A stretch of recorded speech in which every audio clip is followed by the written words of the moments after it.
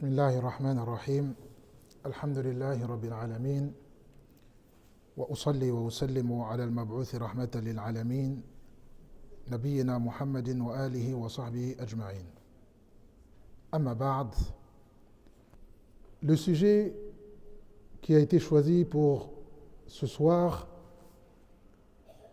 la réalité de cette vie mondaine, la réalité de la vie ici-bas, la réalité de ce monde, la réalité de la dunya.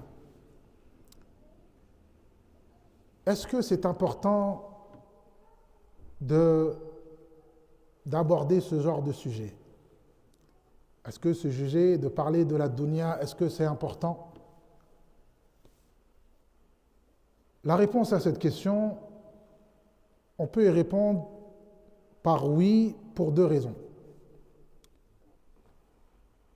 La première, c'est que la dunya, c'est là où on vit. On vit fi dunya. On est fi dunya. Et donc, il est important de connaître son environnement, le lieu où on vit. C'est important de connaître ce lieu. Donc, d'où l'importance de ce sujet. Également, la deuxième raison, Allah subhanahu wa ta'ala, il a parlé de dunya dans le Coran. Et tout ce qu'Allah subhanahu wa ta'ala évoque dans le Coran, c'est important. Elle a son importance. Dunya a été mentionné dans le Coran plus de 100 fois. Ça veut dire que c'est quelque chose de très important. Donc Allah subhanahu wa ta'ala, le fait de répéter autant de fois ad-dunya, ça veut dire que c'est important. D'où l'importance d'aborder ce genre de sujet. Et là, Allah subhanahu wa ta'ala, il a parlé de la dunya. Et là, lorsqu'on veut parler de la dunya, de la réalité de cette dunya, il n'y a pas meilleur que Allah subhanahu wa ta'ala pour parler de la dunya. Car Allah subhanahu wa ta'ala, il est le créateur de dunya. Et il sait mieux que quiconque sa créature. Il sait mieux que quiconque sa création. Et donc, il est le meilleur pour nous parler de la dunya, pour nous évoquer la dunya. Bien sûr, chacun d'entre nous a déjà entendu beaucoup parler de la dunya. On a toujours entendu parler de la dunya.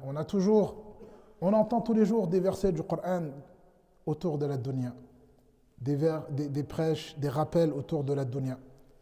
Donc personne parmi nous n'ignore totalement ce qu'est réellement la dunya. Mais il est important de faire des rappels. فَذَكِّرْ وَذَكِّرْ فَإِنَّ الذِّكْرَى تَنْفَعُ الْمُؤْمِنِينَ. Le rappel, il est toujours profitable. L'être humain, de nature, il lui arrive de faire preuve d'insouciance. Il lui arrive d'oublier. Et donc, il a besoin de rappel. Allah subhanahu wa ta'ala, il nous dit, fais le rappel. Il est profitable aux croyants. Idhan, Allah subhanahu wa ta'ala, à travers le Coran, il a beaucoup parlé de la dunya. On va s'arrêter sur quelques passages, sur quelques versets, dans lesquels Allah subhanahu wa ta'ala, il nous donne quelques réalités de cette dunya. يقول الله جل وعلا وما هذه الحياة الدنيا إلا لهو ولعب وإن الدار الآخرة لهي الحيوان. Dans ce premier verset, Allah subhanahu wa ta'ala, il nous dit que la vie mondaine n'est rien d'autre que amusement et distraction. La réalité de cette vie, amusement et distraction. Tout amusement a une fin. Toute distraction a une fin. Ça veut dire que cette vie, elle est éphémère. Elle disparaîtra. Elle terminera un jour. Elle a une fin. La véritable vie, c'est dans l'au-delà. La vie d'ici-bas, c'est qu'un passage. c'est qu'un laps de temps, la durée de vie. Aussi longue soit-elle, c'est peu. Aussi longue soit-elle, elle disparaîtra, elle terminera, elle est éphémère. Et là, quelque part, Allah subhanahu wa ta'ala, il nous dit, ne vous attachez pas à une vie qui est en réalité éphémère. C'est un laps de temps. Jeu, divertissement, amusement, puis elle disparaît. Et là, une des descriptions, une des réalités de ce monde qu'Allah subhanahu wa ta'ala, il nous évoque, c'est qu'elle est éphémère et puis on ne doit pas s'y attacher. Si on veut la véritable vie, c'est la vie de l'au-delà. On doit redoubler d'efforts, on doit faire le nécessaire pour gagner la vie de l'au-delà, la vie véritable de l'au-delà, la vie agréable de l'au-delà. Car dans l'au-delà, il y a forcément une vie. Soit elle sera agréable, soit ce sera le supplice. Allah subhanahu wa ta'ala, il nous dit également وَفَرِحُوا بِالْحَيَاةِ الدُّنْيَا وَمَا الْحَيَاةُ الدُّنْيَا فِي الْآخِرَةِ إِلَّا مَتَاعٌ. Allah subhanahu wa ta'ala, il blâme ceux qui se sont attachés à dunya, ceux qui s'accrochent fermement à cette vie au point de se réjouir de cette vie. وَفَرِحُوا, ils se réjouissent de cette vie, ils sont contents, ils sont heureux de cette vie. Or, Allah subhanahu wa ta'ala dit non, il n'y a pas de quoi se réjouir de cette vie, il n'y a pas de quoi être heureux de cette vie, car cette vie, وَفَرِحُوا بِالْحَيَاةِ الدُّنْيَا, cette vie en réalité comparée à l'au-delà, ce n'est rien. C'est un plaisir éphémère. C'est une jouissance qui va disparaître. C'est une petite jouissance qui va disparaître. Idhan, Allah subhanahu wa ta'ala, il nous dit de ne pas nous attacher à cette dunya, de ne pas nous arrêter à cette dunya. Cette dunya, on n'a pas à la considérer, à avoir de la considération pour cette dunya, à avoir de l'estime pour cette dunya. Ensuite, Allah subhanahu wa ta'ala, il nous dit également i'lamu annama al-hayatu ad-dunya la'ibun wa lahun wa zinatun wa tafakhurun baynakum wa takathurun fil amwali wal awlad kamathali ghaythin a'jaba al-kuffara nabatuhu thumma yahiju fatarahu musfarran thumma yakunu hutama. Dans ce verset, Allah subhanahu wa ta'ala, il attire notre attention. Sachez, c'est une information qu'Allah nous donne. Sachez que innama hadhihi al-hayatu ad-dunya, cette vie mondaine, Allah subhanahu wa ta'ala l'a qualifiée de plusieurs qualificatifs. Il l'a décrit de plusieurs manières. La'ibun, amusement, wa lahwun, divertissement, wa tafakhurun wa zinatun, et une parure qui attire, une parure attirante. On voit ad-dunya et ce qu'il y a dans la dunya, on est attiré. Mais c'est une parure qui est trompeuse. Mais malheureusement, cette parure, elle attire beaucoup. Mais Allah subhanahu wa ta'ala dit c'est qu'une parure. Ça veut dire, quelque part, c'est une illusion. C'est une parure. Ne soyez pas attirés par cette parure qui est trompeuse.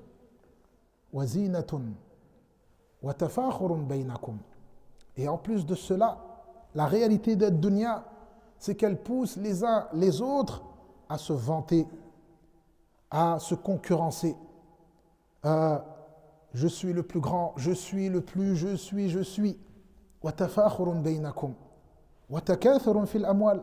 Je suis le plus riche.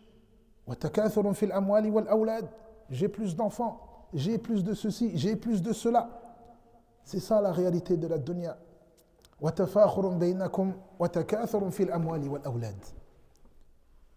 Puis Allah subhanahu wa ta'ala, il fait une parabole. C'est comme lorsque la pluie elle arrive.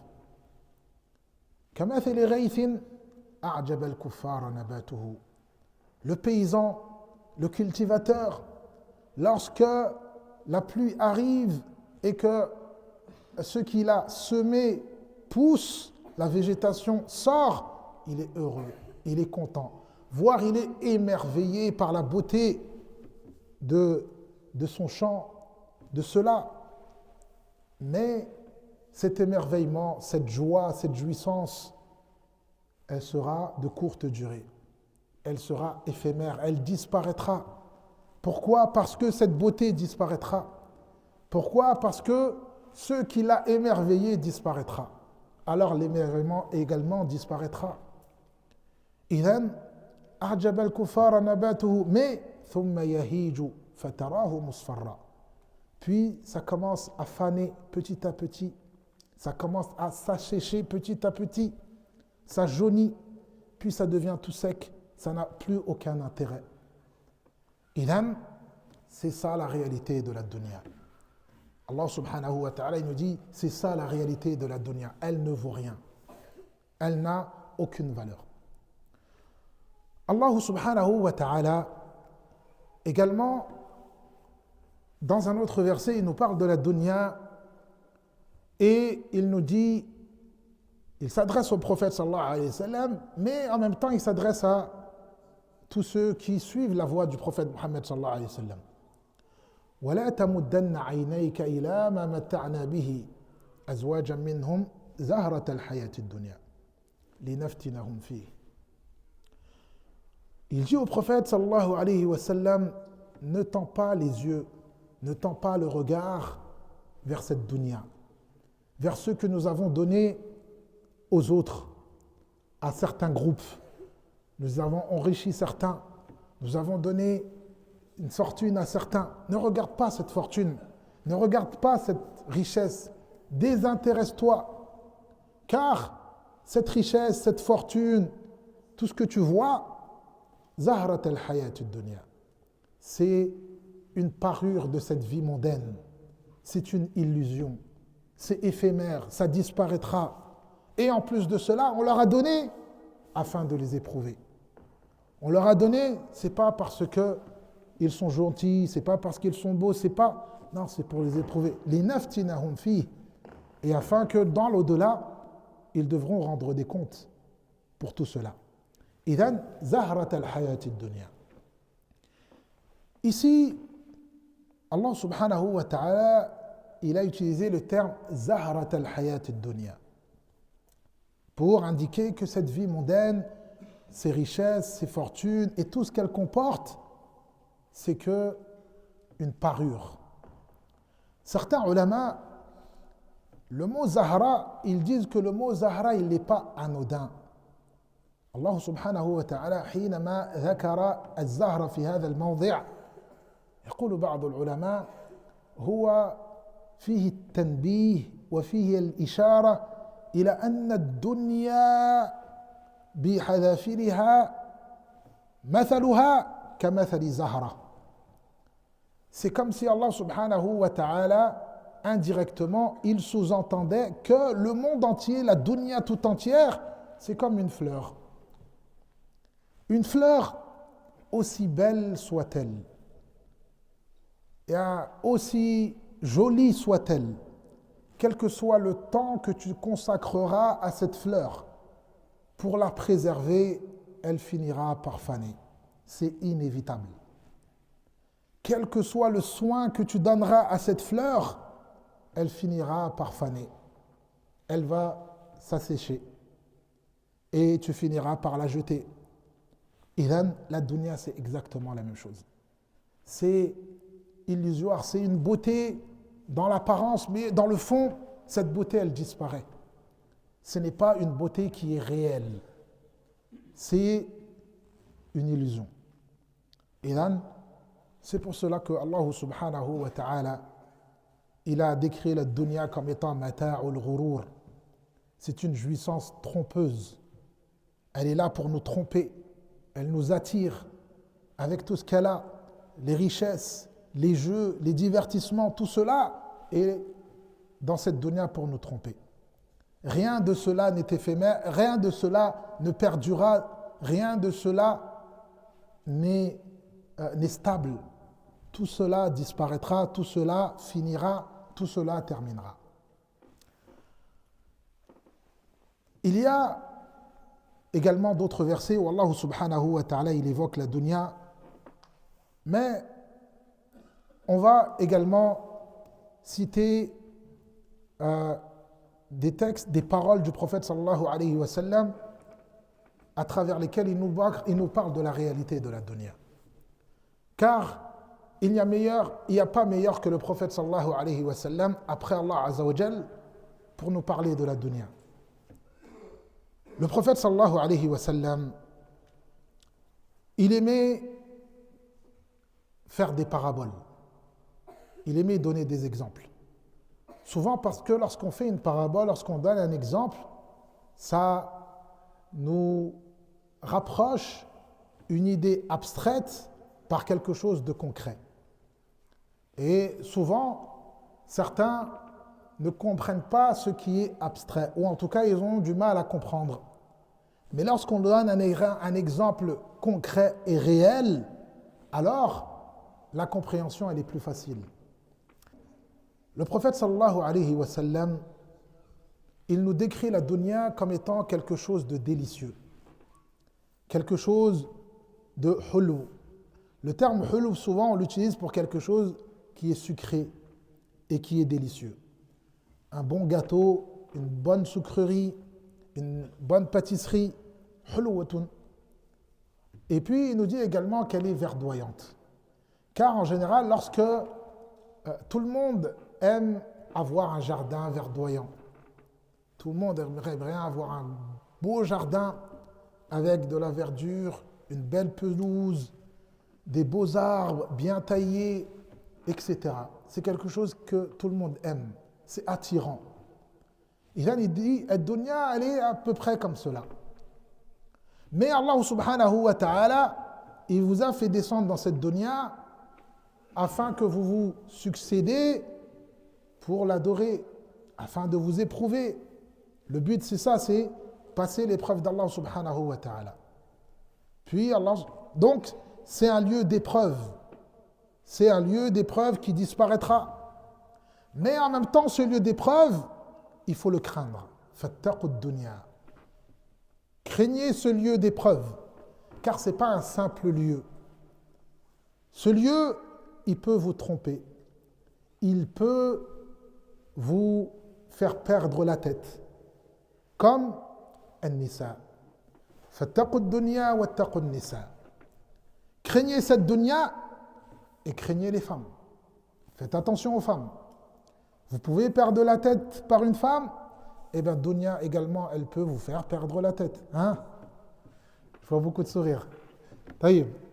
Donc, le prophète sallallahu alayhi wa sallam, il dit fattaqu dunya wattaqu An-Nisa. Donc, craignez cette dunya et craignez les femmes. Pourquoi? Parce que la beauté de la femme, la tentation de la femme, elle est très forte. Et bien cette dunya, elle te tente de la même manière, sans que tu t'en rendes compte.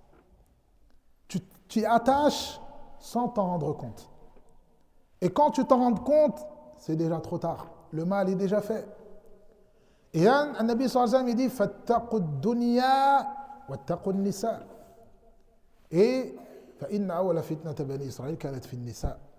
Bani Israël, ils ont succombé. Ne succombez pas. Faites attention. Fattaqu dunya wattaqu An-Nisa. Ensuite, An-Nabi sallallahu alayhi wa sallam, il nous dit que ad-dunya ne vaut rien. La réalité de cette dunya, c'est qu'elle n'a aucune valeur. لو كانت الدنيا تساوي عند الله جناح بعوضة ما سقى كافر أو ما سقى كافرا منها شربة ماء. إذن البعوض أمر يعني شيء حقير، وجناح البعوض أحقر من الحقير، والدنيا أحقر من جناح البعوض. يعني حتى جناح البعوض أغلى وأعلى عند الله سبحانه وتعالى من هذه الدنيا كلها جناح البعوض. Le prophète sallallahu alayhi wa sallam, il nous dit juste l'aile d'un moustique. Un moustique en général, on utilise le terme moustique parfois dans certaines expressions pour rabaisser quelqu'un ou pour humilier quelqu'un. On va dire, c'est un moustique. C'est pour rabaisser l'individu, pour montrer qu'il est tellement insignifiant que c'est un moustique. Et là, le prophète sallallahu alayhi wa sallam, il nous dit que cette dunya tout entière, elle ne vaut pas un moustique, elle ne vaut pas l'aile d'un moustique. L'aile d'un moustique, auprès d'Allah subhanahu wa ta'ala, a plus de valeur que dunya tout entier. Que la dunya tout entière, elle ne vaut pas l'aile d'un moustique inda Allah subhanahu wa ta'ala. Ça veut dire qu'elle ne vaut rien. Si maintenant je vous pose une question, selon vous, si on vous demande ما هو أحقر شيء عندك في هذه الدنيا ما هو الشيء الذي تعده أحقر شيء quelle est la chose que tu estimes dans cette dunya tu estimes être la chose la plus avilissante la chose qui a le moins de valeur qui vaut rien même rien c'est beaucoup hein? Qui a une réponse? Les excréments. Hein? Est-ce qu'il y a autre chose qui a moins de valeur que les excréments? Y a-t-il quelque chose qui a moins de valeur que les excréments? Un grain de sable. Hein? Bon, pour moi, je dirais qu'un grain de sable, ça vaut plus que les excréments. Hein? Un grain de sable, je pense que ça vaut plus que les excréments. Le prophète sallallahu alayhi wa sallam, il nous dit que ad-dunya, Allah subhanahu wa ta'ala l'a comparé à des excréments. Il n'y a pas plus avilissant que des excréments. Il n'y a rien qui a moins de valeur que des excréments. Les excréments, même gratuitement, vous les donnez à qui que ce soit, personne ne les veut. Hein? Vous donnez vos excréments à des gens, même gratuitement, personne ne les veut. Et là, le prophète sallallahu alayhi wa sallam, un jour, il s'adresse à un de ses compagnons. Et il lui dit, c'est quoi ta nourriture habituellement? Qu'est-ce que tu manges? Il dit, je mange de la viande, je bois du lait. Il lui dit, et puis, et alors, ça devient quoi après? Il lui dit, ça devient ce que tu sais, ya Rasulallah. Donc, ça devient des excréments. Il n'a pas dit le mot excrément, il a dit, ça devient ce que tu sais. Et donc le prophète sallallahu alayhi wa sallam, il lui dit que Allah subhanahu wa ta'ala, il a comparé cette dunya à des excréments.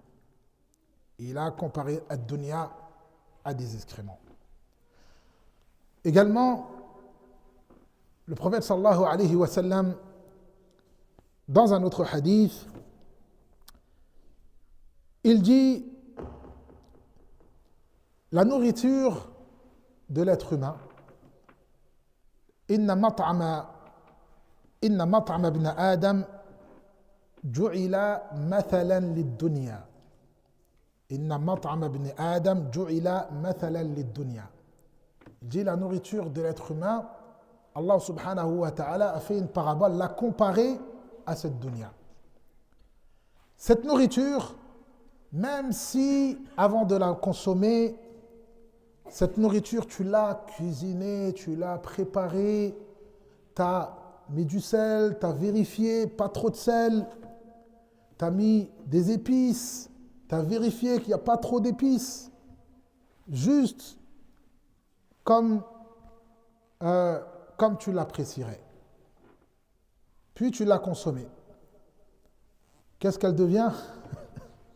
Des excréments. C'est inévitable. Même si tu as mis les meilleurs, même si tu as mis, comment? Hein? Non. Donc même si tu as mis le meilleur sel possibles, les meilleures épices qui existent, ça finira par être des excréments. Et dunya, elle est comparée à cela. Ça veut dire qu'elle n'a aucune valeur. Ça veut dire qu'elle ne vaut rien indallahi subhanahu wa ta'ala. C'est pour cela que dans le hadith précédent, lorsqu'Allah subhanahu wa ta'ala, il nous dit que si ad-dunya valait ne serait-ce que l'aile d'un moustique, ma saqa minha kafiran sharbata ma. Yani, ceux qui n'ont pas la foi n'auraient pas le droit de boire fi hadhihi ad-dunya. Mais tellement qu'elle ne vaut rien, elle ne vaut même pas la valeur des excréments. C'est pour cela que même ceux qui n'ont pas la foi, ils peuvent jouir et profiter de cette dunya. C'est comme quelqu'un qui a laissé de l'excrément, c'est comme si vous avez laissé de l'excrément et puis ça n'a aucune valeur, peu importe ce que va en faire celui qui souhaite en faire quelque chose. Les ulama ont beaucoup évoqué, ont beaucoup parlé de la dunya. Et ils ont beaucoup parlé ou blâmé et critiqué cette dunya. En résumé, ce qu'ils ont dit, certains ont dit que la réalité de la dunya, c'est comme un rêve. C'est juste une illusion. Dans le rêve, on voit beaucoup de choses. Dans le rêve, on va peut-être être riche dans un rêve. On va avoir une fortune. On se réveille, il n'y a plus rien. Ou alors, dans le rêve, on va avoir des choses difficiles, des malheurs. Puis on se réveille, tout a disparu.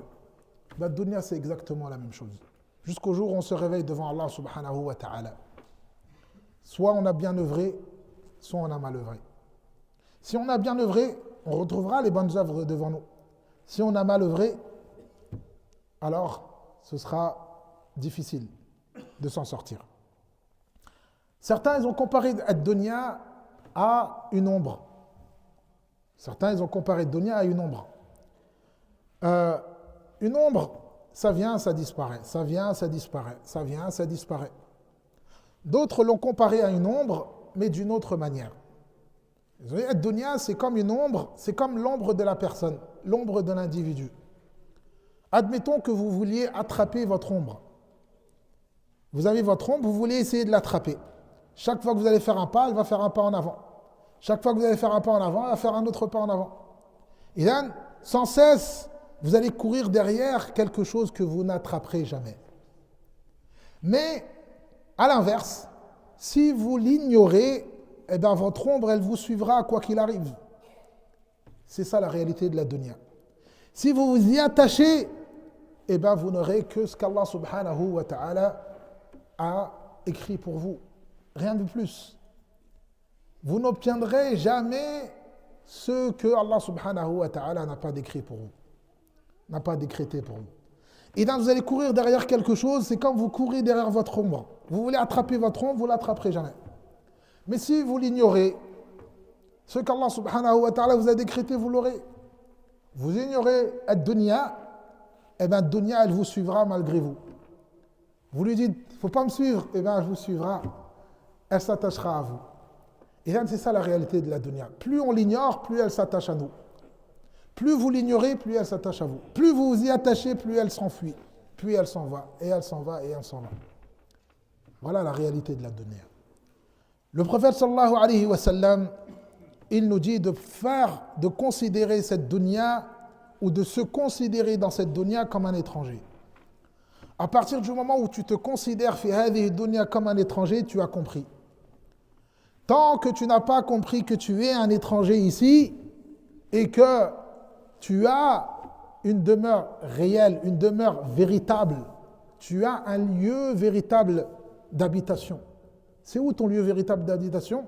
C'est où Allah il t'a dit d'habiter en réalité. Et Allah subhanahu wa ta'ala, lorsqu'il a créé Adam, il lui a dit « Uskun wa anta wa zawjuka al-jannah » habite le paradis. Donc c'est le paradis, ta demeure véritable. C'est le paradis, ton habitation véritable. Alors, ici, fit dunya, dans ce bas monde, tu es un étranger. Le prophète sallallahu alayhi wa sallam, il dit, comporte-toi comme un étranger.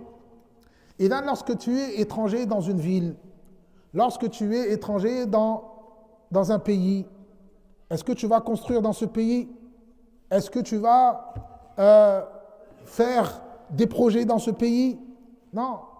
Ton objectif, c'est de rentrer chez toi. Et là, à toi de t'approvisionner pour rentrer chez toi. À toi de t'approvisionner pour revenir à la maison. Et là, ou alors, considère-toi comme juste quelqu'un qui passe, un passant. Tu es en voyage, tu rentres, tu vas vers chez toi, puis tu t'arrêtes à une station pour manger, pour boire, pour t'approvisionner et puis repartir. Et là, le prophète sallallahu alayhi wa sallam, il dit, comporte-toi dans cette dunya de cette manière-là. Lorsque tu te comporteras de cette manière, alors tu auras compris la réalité de la dunya. Taïb. Cependant, souvent lorsqu'on parle de se détourner de la dunya, la réalité de la dunya, de ne pas s'attacher à la dunya, certains comprennent qu'il faut tout délaisser de la dunya. Ce n'est pas ce qui est voulu. Ce n'est pas ce que le prophète sallallahu alayhi wa sallam nous a enseigné. L'essentiel, c'est qu'on a dans notre esprit la réalité de cette dunya. On garde à l'esprit la réalité de cette dunya, qu'elle ne vaut rien, qu'elle est insignifiante, que ce n'est pas notre lieu de résidence véritable. C'est ça que l'on doit garder à l'esprit. Mais ça ne veut pas dire qu'il ne faut pas manger, ça ne veut pas dire qu'il ne faut pas boire, ça ne veut pas dire qu'on ne peut pas aller au restaurant de temps en temps. Hein. Ce n'est pas ce qui est voulu. Ça ne veut pas dire qu'il faut se priver à tout prix de tout plaisir de cette dunya. Ce n'est pas ce qui est voulu.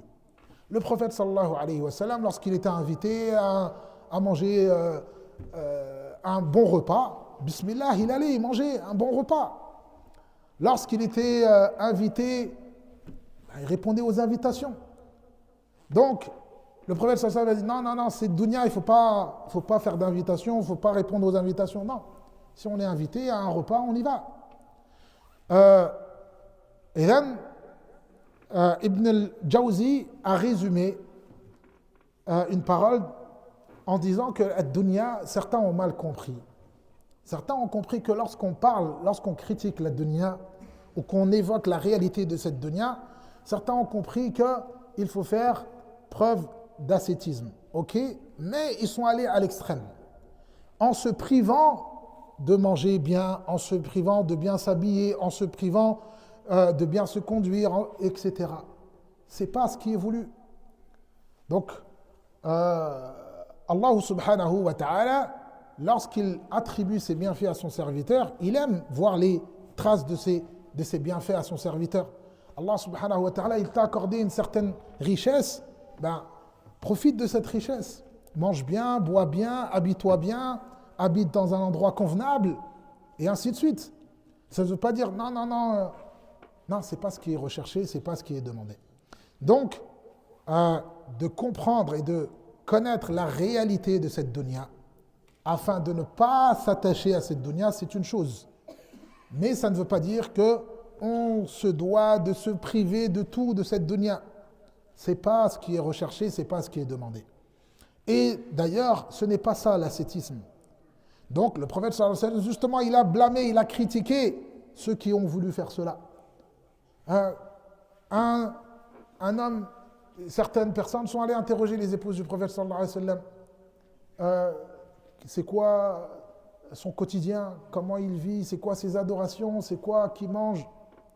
Les épouses du prophète sallallahu alayhi wa sallam ont dit voilà, il fait ceci, il fait cela, il prie, il dort, il mange, il boit, il jeûne, etc. Puis, c'est comme si ils avaient minimisé les œuvres du prophète sallallahu alayhi wa sallam. Alors, l'un d'entre eux s'est dit moi, je ne mangerai pas de viande.